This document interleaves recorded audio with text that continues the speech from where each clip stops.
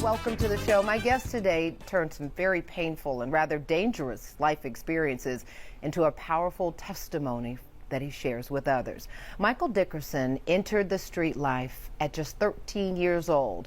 Now, after years of gang-related violence, run-ins with the law, and 2 near-death experiences, Mike says he knew something had to change. So he left the street life and never looked back. And now you can catch him in projects like Tyler Perry's Divorce in Black, House of Pain, Zatima, and the popular crime drama series BMF. Mike, welcome to the show. Thank you for having me. It is so good to have you here. And Yes. I just want to say I thank you and respect you for being willing to talk about some things that can be uncomfortable to discuss. Yes.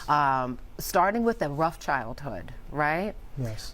Just tell me about what was going on with 13-year-old Michael Dickerson, who decided to join a gang. So basically, my brothers were gang members. My mom was a single mom. It was 5 of us in the house, but she was so busy at work, it was hard for her to raise us. So I lived in the projects with a bunch of my friends. None of us had a father. All of them was gang affiliated or even selling drugs. So with my brothers being gang affiliated, I wanted to follow their steps. Of course. Because they was the only male figures I had in the home. Of course. So my brothers tried their best to keep me away from that lifestyle.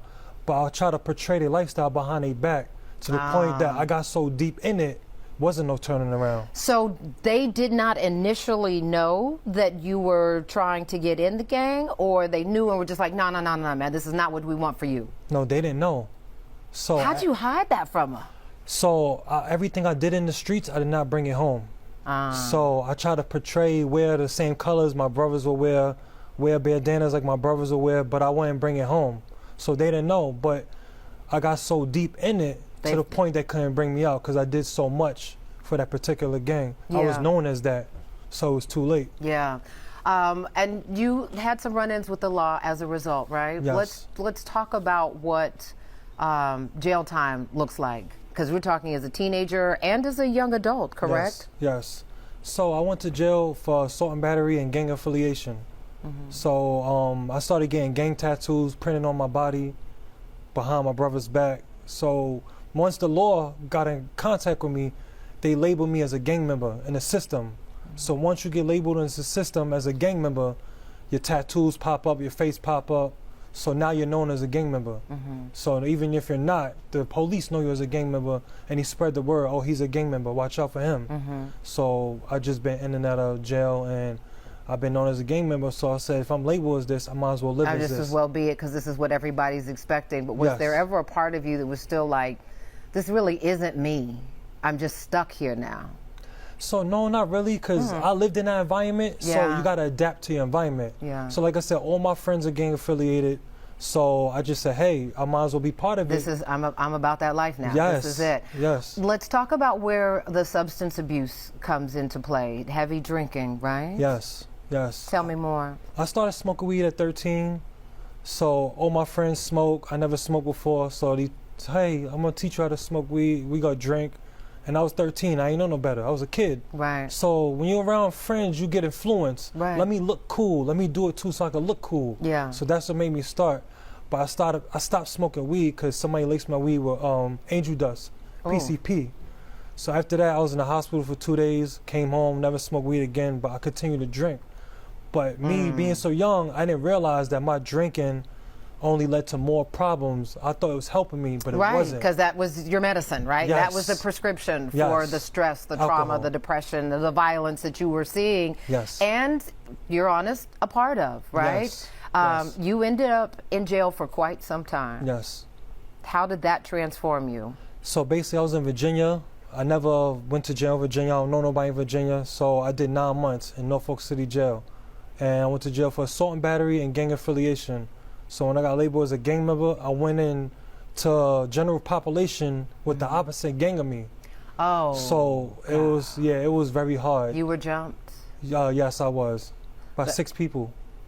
That was one of the near-death experiences, right? Yes. You've also been shot at. Yes.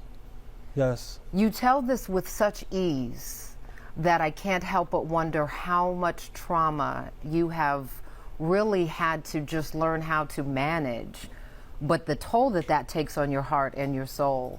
How are you, before we even get into the acting, Yes. how do you recover from just that much life trauma?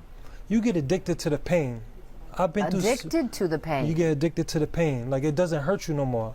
Been jumped, been shot at, been robbed. So when you in the streets, you get addicted to the pain that it don't even hurt you no more. Yeah. You go to jail, you come home, so you addicted to the lifestyle, you're addicted to the consequences. But your mother said something Yes. that shifted everything for you, right? Yes, she How did. old were you and what did she say? I was in jail. I called her from jail, and almost died before. So she called me. When I called to collect, she was crying on the phone. She said, "You're my youngest boy. I don't want to have to bury you." And that's what woke me up. And when I came before, I said, "Mom, when I come home, I promise you, I'm gonna never put myself in a position to lose my life or my freedom ever again." And that was the breaking point for me to turn my life around. And you were how old? I was like 32. 32. Yes. This was Yes. a long, your first 10 years of adulthood, this was hard living. Streets.